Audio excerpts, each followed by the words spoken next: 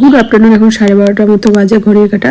আর আমার পূজা দেওয়া হয়ে গেছে। এই ফল প্রসাদ একটু মুখে দেবো, যেহেতু ভূমি একাদশী করেছি। তারপর এই যে সাবু, কলা, আলমন্ড বাদাম, কাজু বাদাম এগুলো ভিজিয়ে রেখেছি। ঘড়ির সব 12:30 মতো বাজে। আর পূজা টুজা তো দেওয়া হয়ে গেছে। একটু ফল প্রসাদ মুখে দিয়ে এই দেখুন এত কিছু কি জন্য নিয়ে আসছি, দেখাচ্ছি চলুন। আজকে চা খাবো রোদ্দুরের তাপে। জল গরমটাও হয়ে গেছে। এটার মধ্যে চায়ের কালারটা দুর্দান্ত এসছে। এই কাউ